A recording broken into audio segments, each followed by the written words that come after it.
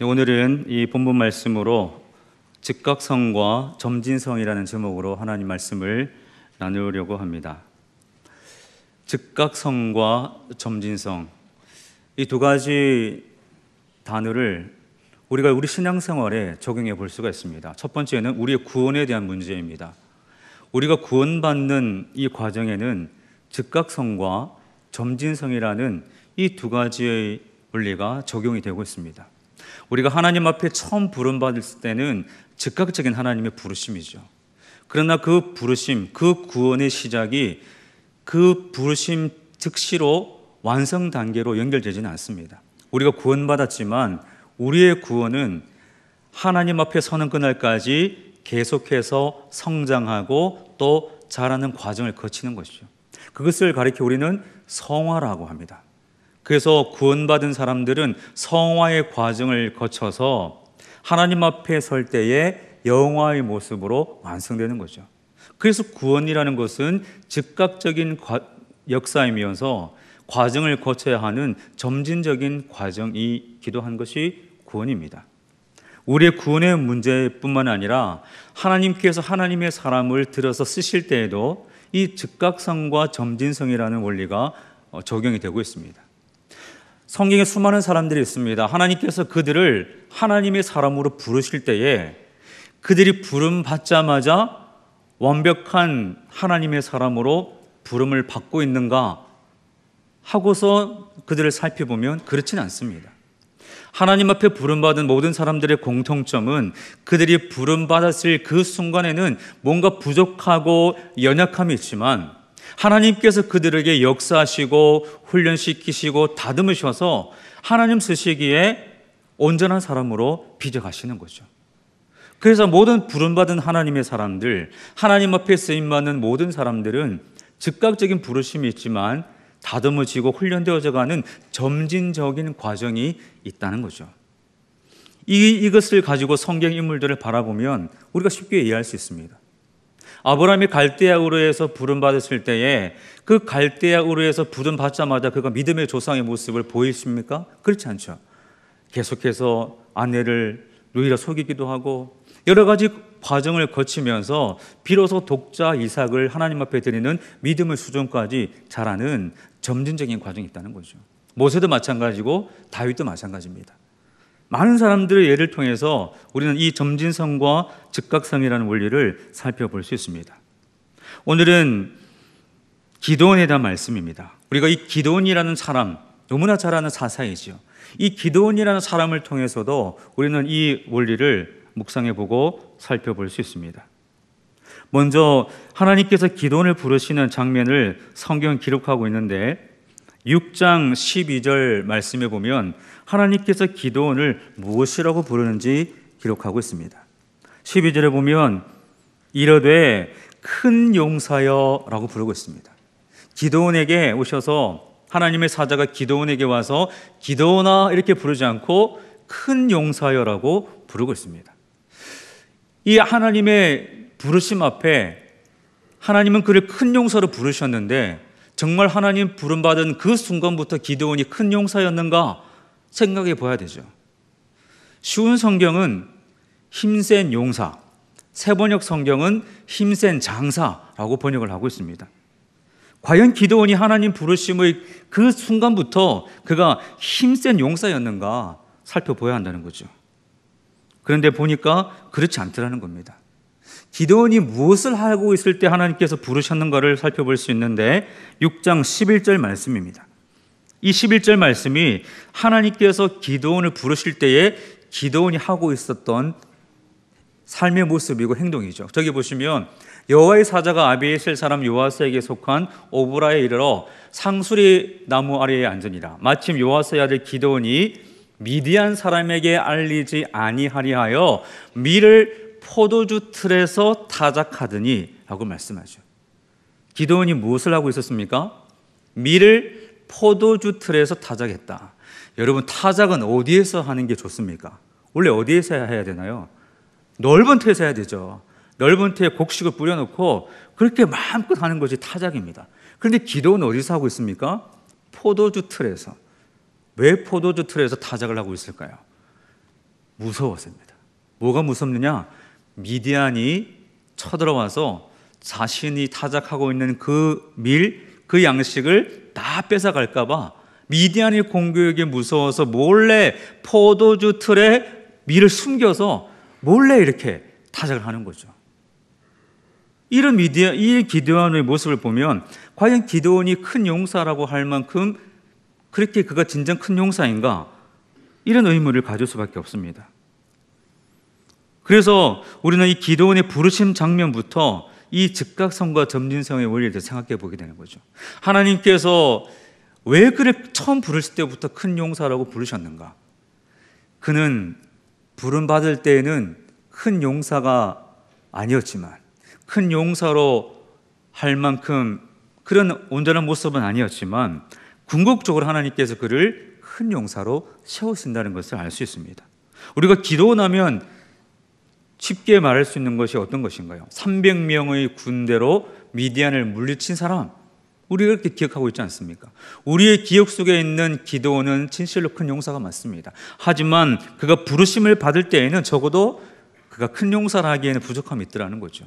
그래서 하나님께서 기드온을 부르시고 큰 용사로 세우시는 이 과정 속에서 우리는 즉각적인 하나님의 역사와 점진적으로 세워가시는 하나님의 역사를 발견할 수 있습니다. 오늘 본문을 통하여 어떻게 기드온이 큰 용사로 거듭날 수 있었을까? 성도의 점진적인 성장 과정에 꼭 필요한 것이 무엇인가? 무엇이 기드온을 그렇게 하나님 보시기에 합당한 사사로 세울 수 있었는가? 우리는 이 한 사람의 점진적인 성장 과정에 꼭 필요한 것이 무엇인지를 오늘 본문을 통해서 살펴보려고 합니다. 첫 번째, 가장 중요한 건 성령의 임재입니다. 성도가 성장함에 있어서 가장 중요한 것은 성령의 임재입니다. 성령 하나님의 임재가 없이는 우리는 하나님의 사람으로 온전함을 이룰 수가 없습니다.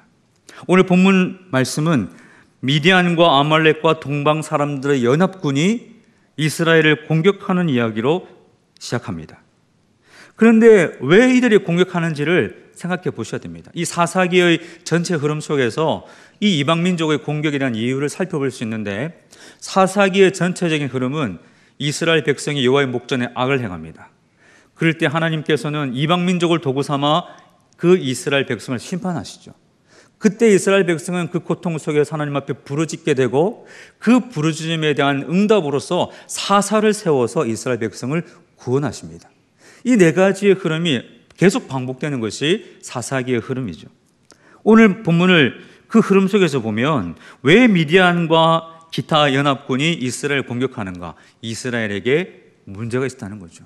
여호와의 목전에 악을 행하는 그 문제가 있었기 때문에 하나님께서 이방민족을 도구 삼아 이스라엘을 심판하시는 겁니다.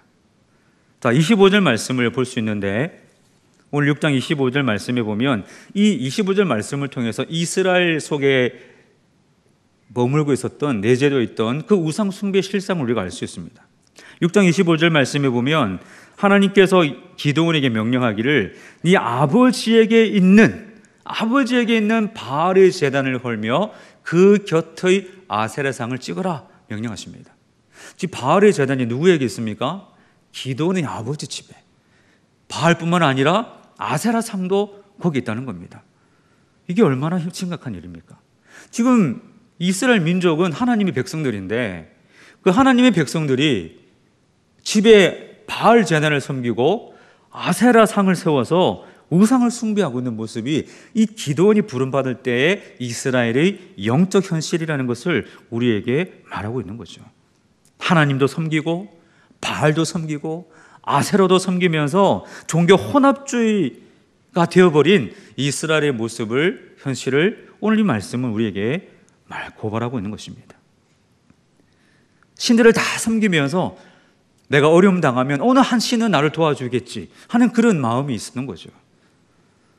지금도 많은 사람들이 우상에 매여 있지 않습니까? 지금도 너무나 많은 사람들이 하나님이 아닌 거짓된 신에 붙들려 있고 사이비 종교에 빠져 있고 참된 신이 아닌 여러 가지 신들에 얽매여서 그 삶을 허비하고 힘겨워하는 삶을 살아가고 있지 않습니까? 성경은 우상의 실체에 대해서 분명하게 고발합니다. 특히 이사야 선지자는 이사야 46장 6절과 7절 말씀을 통하여 우상 숭배가 얼마나 어리석은 일인가를 이렇게 기록하고 있습니다. 이 말씀을 보십시오.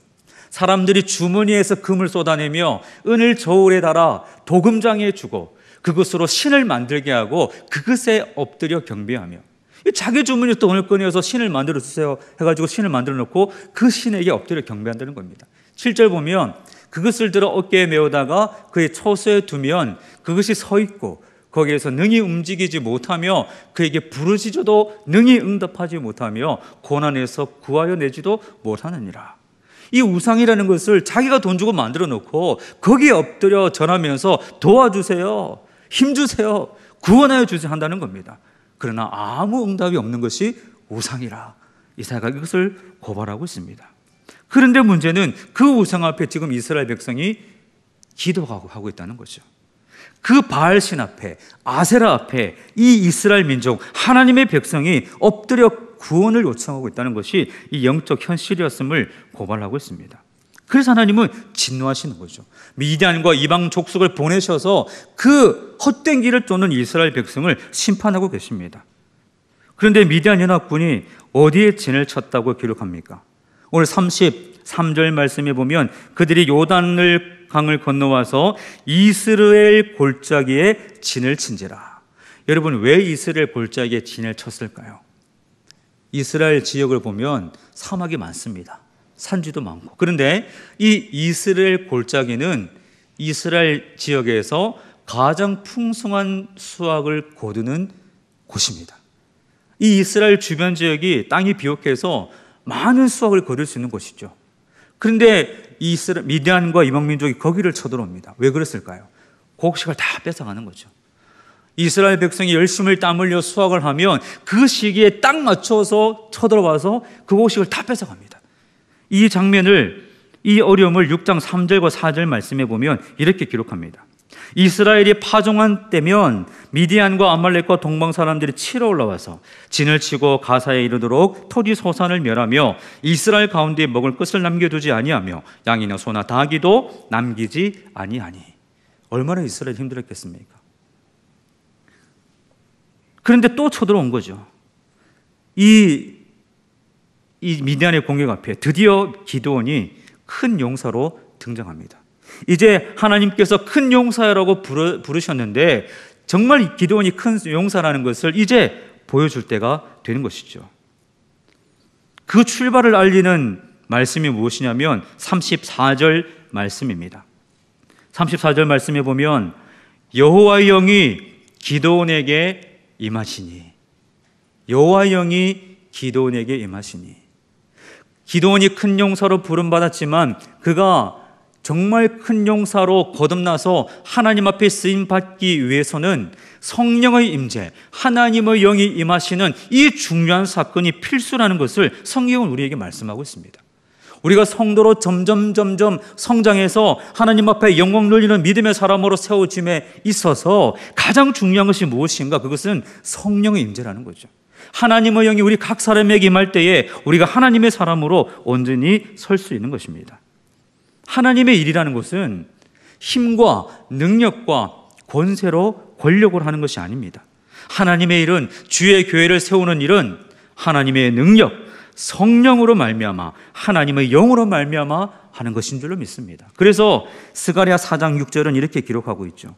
우리 함께 읽어볼까요? 시작. 그가 내게 대답하여 이르되 여호와께서 스룹바벨에게 하신 말씀이 이러하니라. 만군의 여호와께서 말씀하시되 이는 힘으로 되지 아니하며 능력으로 되지 아니하고 오직 나의 영으로 되느니라. 아멘. 무엇으로 된다고요? 나의 영으로 되느니라. 여기 힘으로, 능력으로 이렇게 말씀하고 있습니다. 이 힘과 능력이라는 것은 삼손이 가지고 있었던 개인적인 힘, 또 군대를 동원하여 발휘할 수 있는 집단적인 힘, 그 두 가지를 다 포괄하는 말이 힘과 능력이라는 단어입니다. 하나님의 일은 그것으로 되는 것이 아니라고 말씀합니다. 무엇으로 됩니까? 오직 성령으로, 하나님의 능력으로, 성령이 임할 때에 하나님의 일을 감당하게 되는 것이죠. 그래서 기드온이 사사로서 그 역할을 감당하기 위해서는 성령의 임재라는 이 사건이 반드시 필요했던 것입니다. 우리는 어떻습니까? 저와 여러분이 성도로서 믿음의 길을 걸어갈 때 필요한 것이 무엇입니까? 성령의 하나님의 임재와 동행하심입니다. 그래서 우리는 날마다 하루를 시작할 때에 성령의 임재와 성령 하나님의 동행하심을 구하며 하루를 시작하셔야 됩니다. 성령이, 그래서 예수님께서는 이 성령 하나님의 임재가 중요하기 때문에 성령을 우리에게 보내주시겠다고 말씀하시지 않았습니까?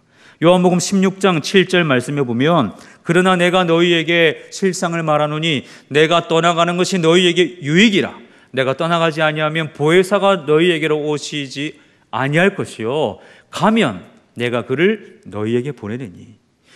예수님이 가심으로 성령님을 보내시겠다고 말씀하셨습니다. 그리고 성령님 우리에게 오셔서 우리 함께 하시는데 성령님 우리에게 역사하시는 모습이 무엇인가? 요한복음 14장 26절 말씀은 이렇게 기록하고 있습니다. 함께 읽겠습니다. 시작. 보혜사 곧 아버지께서 내 이름으로 보내실 성령 그가 너희에게 모든 것을 가르치고 내가 너희에게 말한 모든 것을 생각나게 하리라. 아멘. 가르치고 생각나게 하리라 말씀하고 있습니다. 이 성령이 동행하심이 없이 어떻게 우리가 성도로 살아갈 수 있겠습니까? 성령님께서 우리를 가르치고 생각나게 하시지 않는데 우리가 무엇으로 하나님의 일을 감당하고 믿음의 길을 걸어갈 수 있겠습니까? 하나님의 일은 내 힘으로 하는 것이 아닙니다. 성령의 임재와 도우심으로 하는 것이지요. 그래서 예수님 부활 승천하신 이후에 마가다락방에 성령이 임하셨고 성령이 임한 이후에 하나님의 복음이 모든 민족과 열방 가운데 증거되기 시작했고 주님의 교회가 세워지기 시작했던 것입니다. 토레이 목사님이라는 분이 계시는데 그 목사님의 글에는 항상 성령 충만함이 강조되고 있습니다. 그분은 이렇게 늘 기도합니다. 나는 아침에 일어나면 성령 충만을 위해서 기도한다. 하나님, 성령 충만하게 도와주십시오. 왜냐하면 성령 충만하지 않으면 오늘 하루 나는 너무나 쉽게 흔들릴 수 있는 사람이기 때문이다. 더불어서 이렇게 고백했습니다. 하나님, 제가 성령 충만하다고 느끼지 못할 때 함부로 말하지 않도록 도와주십시오. 성령 충만하지 않을 때 말하면 실언이 되기 쉽고 사람들에게 상처를 주기 쉽기 때문입니다. 하나님, 제가 성령 충만하지 않을 때 제 인생의 중요한 결정을 하지 않도록 도와주십시오. 성령 충만하지 않으면 제 결정은 잘못될 가능성이 항상 있기 때문입니다. 우리의 기도가 저런 기도가 되지 않겠습니까? 우리 역시 부족하기 때문에, 연약하기 때문에 하나님의 길을 하나님의 사람으로 살기 위해서는 성령의 임재가 필요한 것입니다. 저와 여러분의 일상의 삶에 성령 하나님 임재하여 주셔서 성령 충만함으로 날마다 하나님 사람으로 거듭나는 그 믿음의 길을 걸어가는 저와 여러분의 모든 삶이 되시기를 주님의 이름으로 축원드립니다. 두 번째, 한 사람이 부름받아 성도의 사람으로 하나님의 사람으로 성장하는 데 있어서 두 번째 필요한 것이 무엇인가? 두 번째 필요한 것은 은혜를 체험하는 것이다. 은혜 체험이라고 말씀을 하고 있습니다. 우리가 하나님의 사람으로 온전케 되기 위해서는 은혜를 체험해야 됩니다. 하나님의 은혜를 체험해야 그 경험이 우리를 하나님의 사람으로 온전케 하는 것이죠. 하나님은 기드온에게 말씀하셨습니다. 사사기 6장 14절 말씀에 보면 기드온아 너의 힘으로 이스라엘을 구원하라. 6장 16절 말씀에 보면 내가 반드시 너와 함께하여 승리하게 할 것이다. 하나님 기드온을 부르셨습니다. 구원자로 부르셨습니다. 그런데 그 부르심 앞에 기드온이 즉시로 응답하여 군대를 모아서 사사의 사명을 감당했느냐? 그렇지 않습니다. 이 하나님의 부르심 앞에 너무나 어떻게 보면 어떻게 이렇게까지 할 수 있을까 하는 내용이 오늘 본문에 기록되고 있습니다. 그것은 하나님을 시험하는 기드온의 모습이죠. 36절 본문 36절 말씀에 보면 기드온이 하나님께 여쭈되 주께서 이미 말씀하신 같이 내 손으로 이스라엘을 구원하시려거든 내 손으로 이스라엘을 구원하시려거든 내가 하나님을 시험할 테니 하나님 내 시험에 말씀하여 주시고 응답하여 주옵소서. 그렇게 말하고 하나님을 시험합니다. 어떻게 시험합니까? 양털 한 뭉치를 가지고 타작마당에 갖다 놓습니다. 그리고 하나님 앞에 요구하죠. 하나님, 이 양틀에만 이슬에 내리고 주변 땅은 다 마르게 해 보십시오. 그렇게 시험합니다. 38절 말씀, 하나님 어떻게 하셨습니까? 그대로 된지라. 기돈이 아침 일찍 일어나서 타작마당으로 달려가서 양털 물치를 들어서 이렇게 짜봅니다. 힘을 줘서 짜봅니다. 짰더니 그릇 가득 물이 뚝뚝뚝 떨어지는 거죠. 기돈이 뭐라고 생각했을까요? 하나님, 1차 시험 통과. 자, 2차 시험입니다. 하나님, 아직 멀었습니다. 2차 시험이 남아 있습니다. 2차 시험은 이것입니다. 하나님, 조건은 똑같습니다. 상황은 똑같습니다. 이제는 양털은 그냥 놔두고 양털 주변에 땅에만 이슬이 있게 보십시오 라고 시험을 하나님께 제시합니다. 하나님 어떻게 응답하십니까? 40절 말씀, 40절에 보면 그 밤에 하나님이 그대로 행하시니, 하나님 그대로 행하셨다 말씀하고 있습니다. 그대로 된지라, 그대로 행하시니. 저는 이 36절부터 40절까지 말씀을 보면서 왜 이 말씀을 여기에 기록해 놓았을까? 왜 기돈이 하나님을 시험하는 내용을 여기에 기록해 놓았을까? 35절 말씀을 보십시오. 34절, 35절 말씀에 보면 하나님의 영이 임하여서 이제 나팔을 불며 군대가 모였습니다. 군대가 모였으니 돌격앞으로 해서 7장으로 바로 넘어가도 전혀 문제가 없습니다. 그런데 왜 36절부터 40절까지 말씀, 기도원이 하나님을 시험하는 얘기를 왜 여기에 기억해 놓았을까? 고민이 좀 되었습니다. 흐름상 좀 맞지 않는 내용이 아닌가 해서 이 말씀을 가만히 묵상해 보았습니다. 그 말씀을 묵상하면서 내린 결론이 이것입니다. 기도원으로 하여금 하나님의 은혜를 풍성하게 체험한 이후에 하나님의 일을 감당하게 하시기 위한 주님의 계획이다. 하나님의 은혜에 대한 체험이 있어야 하나님의 사람으로서 일을 감당할 수 있기 때문에 하나님께 은혜를 주시는 거죠. 왜 이것이 하나님의 은혜입니까? 기도원은 하나님을 시험했습니다. 이것이 가능한 일입니까? 하나님을 시험하는 것이 가능한 일입니까? 우리가 어떻게 하나님을 시험할 수 있습니까? 그런데 하나님은 다 받아주시는 거죠. 그대로 된지라, 그 밤에 그대로 된지라 다 들어주셨습니다. 이것을 통하여 하나님의 은혜를 발견할 수 있는 거죠. 우리 하나님 어떤 분이십니까? 우리의 약함과 우리의 무례함과 우리의 의심과 우리의 소심함과 우리의 용기 없음과 우리의 불신까지 다 받아주셔서, 그것을 다 받아주셔서 그 사람을 하나님의 사람으로 세우시고 사용하시는 그 하나님이라는 것을 오늘 본문 우리에게 말씀해 주시는 거죠. 그 기도를 용납하시는 하나님의 은혜가 얼마나 큰지를 본문 우리에게 말씀해 주고 있습니다. 하나님 분노하셨다면 한순간에 내침을 당할 수밖에 없고, 하나님 분노하셨다면 한순간에 목숨을 취할 수도 있는 그런 기도원, 하지만 하나님은 다 용납해 주셨습니다. 그의 무례함도 다 용납해 주셨습니다. 다 은혜를 품어주시면서 하나님 은혜가 얼마나 큰지를 체험하게 하신 이후에 사사의 길을 걸어가게 하시려는 하나님 은혜가 이 말씀에 드러나는 것이죠. 오늘 우리가 하나님 앞에 온전케 되는 것은 하나님의 임재와 하나님의 은혜를 체험하는 것이라고 말씀을 나누었습니다. 저와 여러분이 날마다 주님 앞에 성령의 임재하심과 그 임재하심 가운데 하나님의 은혜를 발견하는 귀한 믿음의 삶을 감당하고 살아가심으로 우리의 모든 삶이 하나님께는 영광이요 주님이 주신 그 은혜 속에서 기쁘고 행복한 믿음의 길 날마다 걸어가시는 우리 모두의 삶이 다 되시기를 주님의 이름으로 간절히 축원드립니다.